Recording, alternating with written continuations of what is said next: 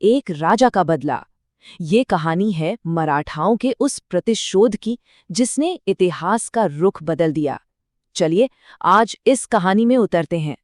सोचिए, ये शब्द किसी दोस्त या किसी इतिहासकार के नहीं है, ये खुद उनके सबसे बड़े दुश्मन मुगल बादशाह औरंगजेब के हैं। ये वो तारीफ है जो एक दुश्मन के मुंह से निकले, और ये मराठाओं की कभी ना हार मानने वाली हिम्मत की कहानी बताती है।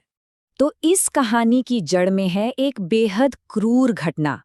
औरंगजेब ने छत्रपति संभाजी महाराज को 40 दिनों तक तड़पा तड़पा कर मार डाला। उसे लगा था कि मराठा साम्राज्य के राजा को खत्म करके वो पूरे साम्राज्य को बिखेर देगा। लेकिन औरंगजेब का ये दांव उस पर ही भारी पड़ गया। हुआ क्या? ठीक उल्टा। इस एक क्रूरता ने बिखरे हुए मराठाओं को एक कर दिया। उनके सारे आपसी मतभेद सब खत्म। अब लक्ष्य सिर्फ एक था, औरंगजेब और उसके मुगल साम्राज्य का विनाश। ऐसे मुश्किल, ऐसे अंधेरे वक्त में कमान संभाली रानी येसुबाई ने, और उन्होंने सिर्फ आंसू नहीं बहाए बल्कि एक ऐसा मास्टर प्लान तैयार किया जो मराठा साम्राज्य को बचाने वाला था। रानी येसुबाई का प्लान कोई मामूली नहीं था, एकदम सॉलिड, 3 हिस्सों में बटा हुआ। पहला, फौरन राजाराम महाराज का राज्याभिषेक कर दो ताकि दुनिया को पता चले कि मराठा सिंहासन खाली नहीं है। दूसरा, सभी बड़े सरदारों को राजधानी रायगढ़ से अलग अलग दिशाओं में भेज दो ताकि मुगल एक ही हमले में सबको खत्म ना कर पाएं। और तीसरा, सबसे बड़ा कदम, नए राजा राजाराम को किसी भी तरह 800 किलोमीटर दूर दक्षिण के सबसे सुरक्षित किले जिंजी पहुंचाना। अब जैसे ही औरंगजेब तक ये खबर पहुंची, उसे लगा कि वो इस खेल को शुरू होने से पहले ही खत्म कर देगा। उसने फौरन 15,000 सैनिकों की एक बहुत बड़ी फौज भेजी। मकसद साफ था, रायगढ़ पर कब्जा करो और नए राजा को जिंदा या मुर्दा पकड़ो। और यहीं से कहानी 2 पटरियों पर एक साथ दौड़ने लगती है।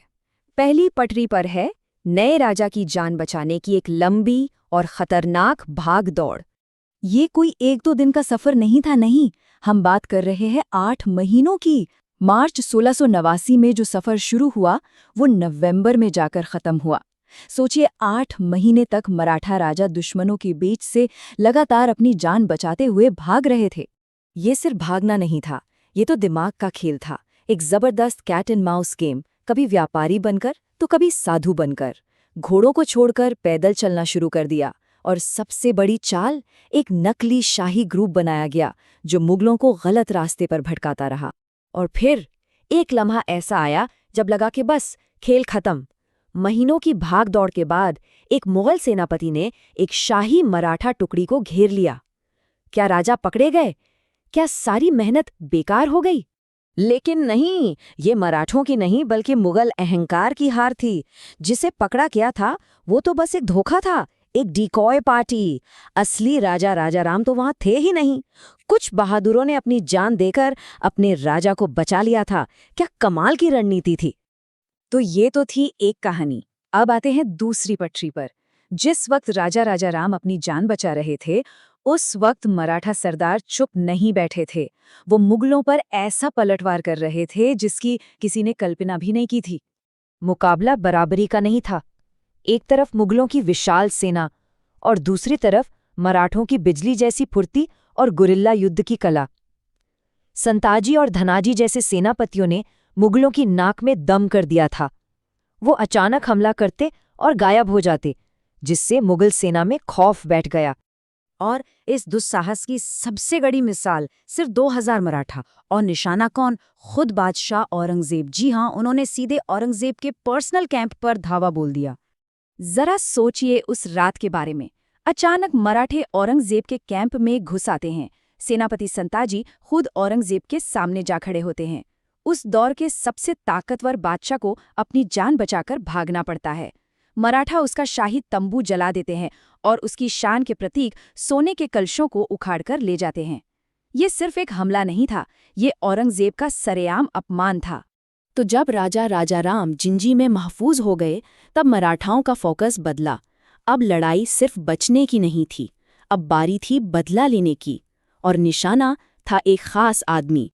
और ये बदला, ये बहुत पर्सनल था। संताजी ने कसम खाई थी कि वो मुकर्रम खान को नहीं छोड़ेंगे। ये वही मुकर्रम खान था जिसने छत्रपति संभाजी महाराज को धोखे से पकड़ा था। और देखिए किस्मत का खेल, औरंगजेब ने अनजाने में ही मराठों का काम आसान कर दिया। उसने ठीक उसी मुकर्रम खान को जिंजी पर हमला करने के लिए भेज दिया। वो खुद मौत के कुएं में चला आ रहा था। और वही हुआ जिसका सबको अंदाजा था। शिकारी खुद शिकार बन गया। संताजी ने मुकर्रम खान को रास्ते में ही घेर लिया और उसकी सेना का पूरी तरह से सफाया कर दिया। और जब संताजी का सामना घायल मुकर्रम खान से हुआ तो उन्होंने जो कहा वो इतिहास में दर्ज हो गया।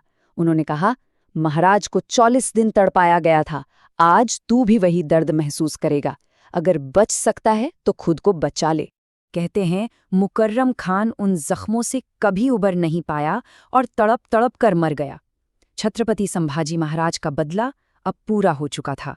तो एक बदला पूरा हुआ, एक लड़ाई जीती गई, लेकिन ये युद्ध का अंत नहीं था। ये तो बस एक शुरुआत थी। असली सवाल तो अब भी बाकी था। एक अकेले सरदार का